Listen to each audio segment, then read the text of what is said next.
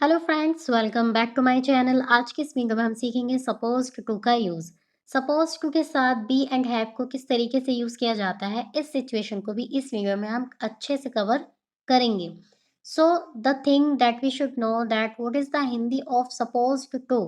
तो supposed to की कोई एग्जैक्ट मीनिंग नहीं होती है। मोस्टली हम लास्ट में क्या देखते हैं, कभी चाहिए आता है, कभी आशा की जाती है, उम्मीद की जाती है। इस तरह का सेंस हिंदी का लास्ट में सेंटेंस के निकल कर आता है।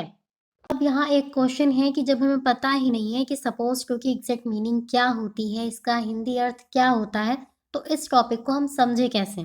तो इस टॉपिक को समझने के लिए हम कुछ केसेस देखेंगे। सपोज टू को कुछ केसेस पर यूज़ किया जाता है, उन केसेस की हेल्प से हम इस टॉपिक को अच्छे से, बिल्कुल अच्छे से क्लियर करेंगे। सपोज टू को expectation, duty, responsibility, purpose, rules, obligation इन केसेस में यूज़ किया जाता है। अब कैसे यूज़ किया जाता है ये चीज़ सीखनी बाकी है। सपोज टू का रूल है, सबसे पहले हम लिखेंगे सब्जेक्ट को, सब्जेक्ट के बाद हम लिखेंगे इज, एम, आर या फिर वॉज वर्ब में से किसी एक को। अगर बात प्रेजेंट की होगी तो इज, एम, आर में से किसी एक को लिखा जाएगा। लेकिन अगर बात पास्ट की होगी तब वॉज या फिर वर्ब में से किसी एक को पुट करेंगे। अब अगर हमारा सब्जेक्ट सिंगुलर होगा तो सिंगुलर हेल्पिंग वर्ब, बट अगर हमारा सब्जेक्ट प्लूरल होगा तो प्लूरल हेल्पिंग वर्ब को हम यहाँ पर पुट करेंगे। देन उसके बाद हम लिखेंगे सपोज्ड टू, और उसके बाद हमें रखनी है वर्ब की फर्स्ट फॉर्म को। Then lastly we will write object. तुमसे सच बोलने की आशा की जाती है। यहाँ एक एक्सपेक्टेशन की बात है कि आपसे ऐसा एक्सपेक्ट किया जाता है और आप ऐसा करोगे। तो यहाँ पर क्या एक्सपेक्ट किया जा रहा है, सच बोलने के लिए हम यहाँ पर क्या कर रहे हैं, एक्सपेक्टेशन दिखा रहे हैं अपनी, हम आशा कर रहे हैं कि तुम सच कहोगे। तो सब्जेक्ट हमारा क्या है, यू के बाद हम लिखेंगे हेल्पिंग वर्ब। अब देखो इस एमआर में से किसी एक को लिखना है, फिर वॉज वर्ब में से, बात यहाँ पर प्रेजेंट में है तो हम लिखेंगे इस एम आर में से किसी एक को। सो सब्जेक्ट हमारा प्लूरल है, so we will write here are. You are supposed to speak truth. इसी तरीके से एक्सपेक्टेशन के ऊपर एक और सेंटेंस, हमसे यहाँ समय पर पहुंचने की उम्मीद की गई थी। अब हमारी यहाँ जो एक्सपेक्टेशन है वो पास्ट में थी, कि पास्ट में हमसे ऐसा एक्सपेक्ट किया गया था। तो यहाँ पर हमें पता है कि सब्जेक्ट के बाद हम क्या लिखेंगे, वॉज या फिर वर। हमारा सब्जेक्ट यहाँ पर प्लूरल है तो हम यहाँ क्या लिखेंगे, were. We were suppose to reach on time here. We were suppose to reach on time here. अपने देश के लिए लड़ना हमारा कर्तव्य है। यहाँ पर कर्तव्य की बात है, ड्यूटी की बात है, और मैंने आपको बताया था कि जब भी ड्यूटी का सेंस आएगा, कर्तव्य की बात होगी, तब हम यूज़ करेंगे सपोज टू को। सेंटेंस हमारा होगा, we are suppose to fight for our country. इस सेंटेंस को सिंपली हम ऐसे भी ट्रांसलेट कर सकते हैं कि अपने देश के लिए लड़ना हमारा कर्तव्य है। It is our duty to fight for our country. इस सेंटेंस को हम ऐसे भी ट्रांसलेट कर सकते हैं और सपोज टू की हेल्प से भी ट्रांसलेट कर सकते हैं। उसे अपने परिवार के लिए पैसे कमाने चाहिए, तो यहाँ एक रिस्पॉन्सिबिलिटी की बात है, तो ये सेंटेंस हम ट्रांसलेट करेंगे सपोज टू की हेल्प से। He is suppose to earn money for his family. He is suppose to earn money for his family. तुम्हारा ख्याल रखना मेरी जिम्मेदारी है, आई एम रिस्पॉन्सिबल। तो यहाँ सेंटेंस को हम ट्रांसलेट करेंगे सपोज टू की हेल्प से, I am suppose to take care of you. इस वीडियो का उद्देश्य आपको अंग्रेजी सिखाना है, तो यहाँ पर पर्पस की बात है, पर्पस के लिए भी हम सपोज टू की हेल्प से सेंटेंस को ट्रांसलेट करते हैं। So this video is suppose to teach you English. इस वीडियो का जो पर्पस है वो आपको क्या सिखाना है, इंग्लिश सिखाना है। तो this video is suppose to teach you English.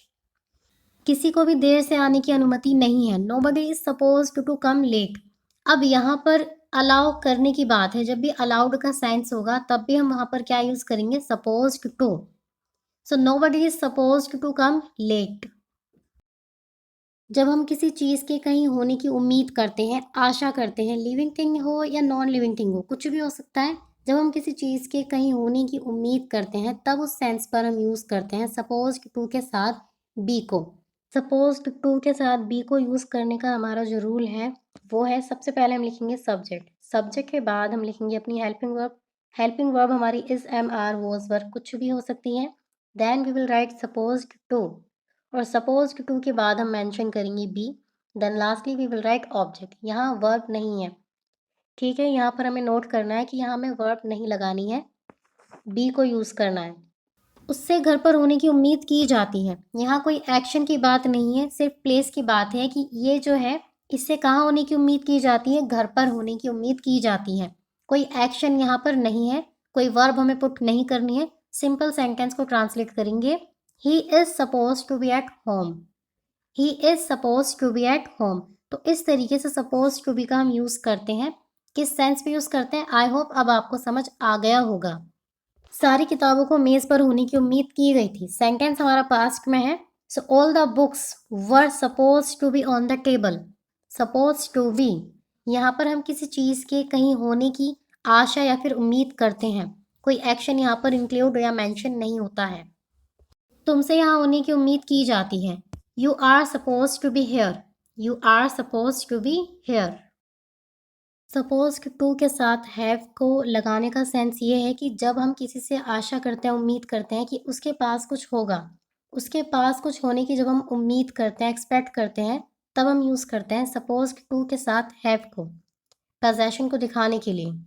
तो ऐसे सेंटेंसेस को ट्रांसलेट करने का रूल भी देख लेते हैं। सबसे पहले हम लिखेंगे सब्जेक्ट, सब्जेक्ट के बाद हम लिखेंगे इज, एम, आर, वॉज, वर में से किसी एक को। वही सेम कॉन्सेप्ट अगर प्रेजेंट की बात होगी तो इज, एम, आर में से किसी एक को लिखना है। लेकिन अगर बात पास्ट की होगी तो वॉज या फिर वर में से किसी एक को पुट करना है। इसके बाद हम लिखेंगे suppose to. Then we will write suppose to के बाद हैव को, क्योंकि हम यहाँ पर किसी के पास कुछ होने की उम्मीद करते हैं, आशा करते हैं। लास्ट में हम लिखेंगे ऑब्जेक्ट। उम्मीद है आपके पास एक लैपटॉप होगा, तो यहाँ हम उम्मीद दिखा रहे हैं आपके पास कुछ होने की। तो यहाँ पर सेंटेंस को हम ट्रांसलेट करेंगे सपोज टू से, क्योंकि एक एक्सपेक्टेशन की बात है। You are suppose to have a laptop. तो इस तरीके से सपोज टू के साथ हम हैव को यूज करते हैं। You are suppose to have a laptop. मेरे पास कंप्यूटर की जानकारी होने की उम्मीद की जाती है। मुझसे ऐसा एक्सपेक्ट किया जा रहा है कि मेरे पास कंप्यूटर की जानकारी है। सो सेंटेंस को हम ट्रांसलेट करेंगे, I am suppose to have the knowledge of computer.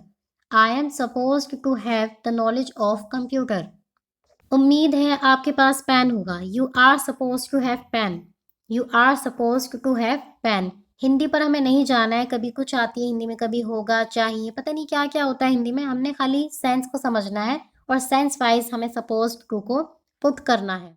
So I hope अब आपको suppose to and suppose to के साथ बी एंड हैव को हम किस तरीके से यूज़ करते हैं ये अच्छे से क्लियर हो चुका होगा।